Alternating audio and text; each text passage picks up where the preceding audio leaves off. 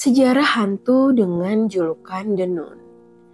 Ada satu sosok hantu yang namanya bikin bulu kuduk berdiri, sekaligus bikin penasaran.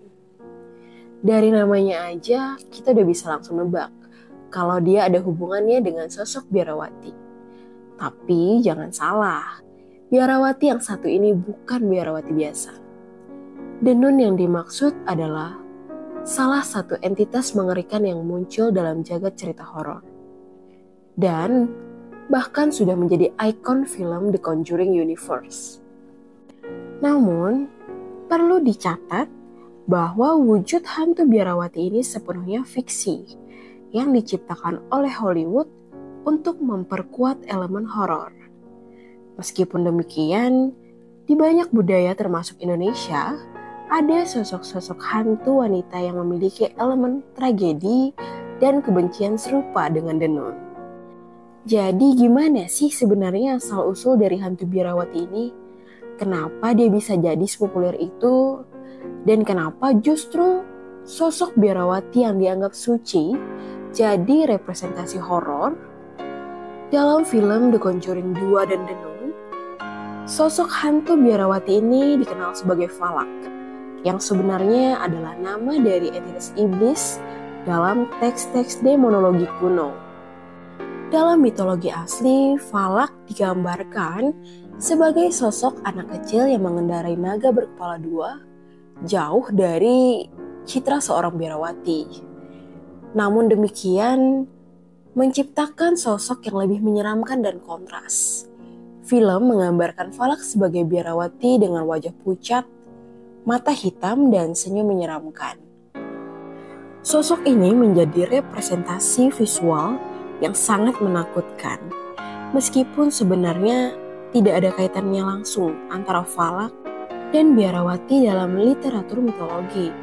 Pemilihan wujud biarawati di film bertujuan untuk menimbulkan ketakutan yang lebih dalam. Biarawati umumnya diasosiasikan dengan kehidupan yang suci, bersih, dan penuh pengabdian. Ketika sosok seperti ini muncul dalam bentuk jahat, ada kontras yang tajam antara ekspektasi dan realitas, yang membuat penonton merasa ada sesuatu yang salah di dunia spiritual. Meskipun Falak sebagai biarawati adalah fiksi, konsep hantu biarawati sudah ada dalam cerita rakyat barat. Beberapa legenda menceritakan tentang biarawati yang meninggal secara tragis di biara. Seringkali karena melanggar sumpah keagamaan, bunuh diri, atau mengalami kekerasan. Salah satu cerita terkenal datang dari Inggris tentang The Grey Lady, hantu biarawati yang sering terlihat di kastil-kastil tua dan sekolah kuno. Biasanya hantu-hantu ini muncul untuk menebarkan rasa bersalah atau menghantui tempat-tempat di mana mereka merasa terikat secara spiritual. Namun tidak ada hubungannya langsung antara cerita-cerita hantu biarawati ini dengan iblis bernama Falak. Sebagian besar cerita hantu biarawati di barat berkaitan dengan dosa dan penyesalan di masa hidup mereka. Dan biasanya tidak digambarkan secara entitas iblis seperti di dalam The Nun. Mengapa sosok biarawati menjadi simbol horor? Alasan mengapa sosok biarawati bisa menjadi simbol horor terletak pada kontras yang sangat mencolok antara kesucian dan kegelapan. Biarawati biasanya diasosiasikan dengan agama, spiritualitas, dan kehidupan yang damai. Jadi ketika sosok ini berubah menjadi representasi jahat, ketakutan yang dirasakan penonton menjadi lebih kuat. Ini bukan hanya tentang kengerian visual, tapi juga ketakutan yang lebih dalam tentang pengkhianatan spiritual, yang seharusnya menjadi fondasi kedamaian dan keselamatan. Penampilan The Nun sebagai biarawati jahat bisa dilihat sebagai representasi dari apa yang terjadi ketika kesucian dicemari oleh kejahatan. Ini memunculkan ketakutan bahwa tempat atau sosok yang kita anggap suci bisa berbalik menjadi sumber kengerian. Sekarang mari kita bandingkan Sosok Denun dengan hantu-hantu yang terkenal di Indonesia. Meski di Indonesia tidak ada sosok hantu biarawati, beberapa hantu wanita memiliki kesamaan dalam hal tragedi, kebencian, dan latar belakang cerita. Salah satunya adalah Sundel Bolong, sosok hantu perempuan yang digambarkan memiliki lubang di punggungnya dan sering muncul dengan wajah yang penuh kesedihan dan dendam. Ia dianggap sebagai korban tragedi dan kebencian yang memiliki kemiripan tematik dengan Denun, meskipun penampilannya sangat berbeda. Kuntilanak juga bisa dibandingkan dengan Denun dalam hal elemen cerita.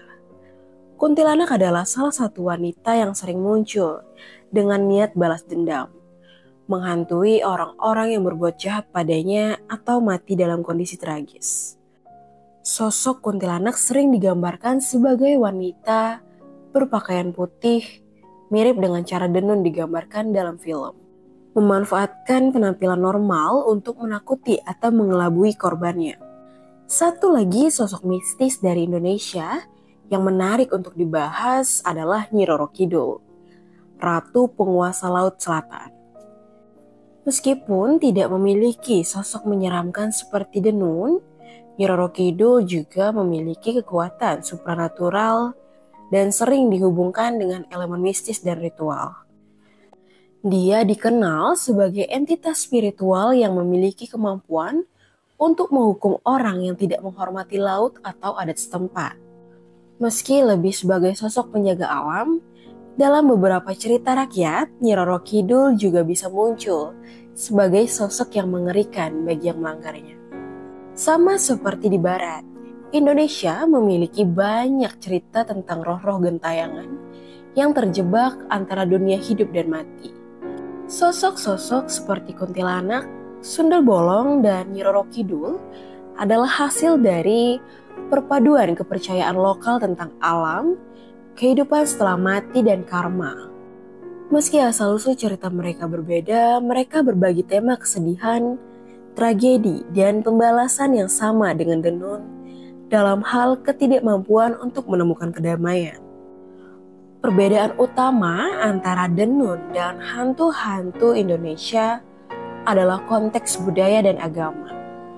Denun berakar pada pengkhianatan spiritual dan dosa religius, sementara hantu-hantu seperti kuntilanak dan Sundel Bolong lebih terkait dengan tragedi personal dan kekerasan yang dialami dalam kehidupan mereka.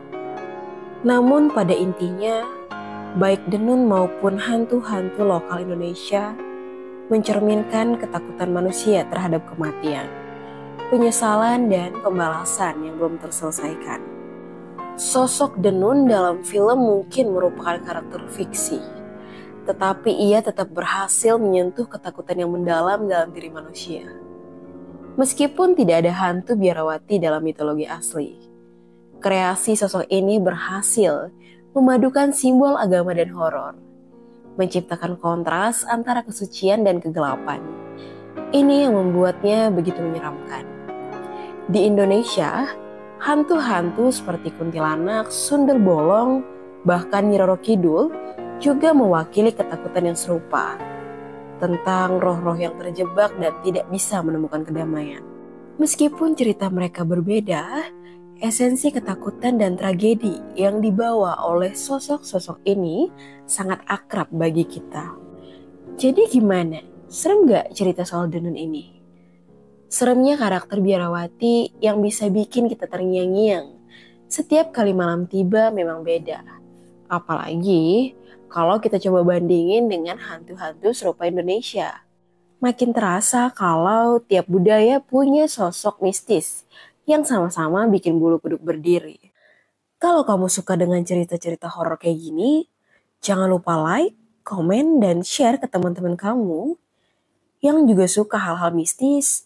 Dan yang paling penting, jangan lupa subscribe channel Dimensi Unik biar gak ketinggalan cerita horor menarik lainnya. Siapa tahu cerita selanjutnya bisa bikin kamu berpikir 2 kali buat tidur sendirian.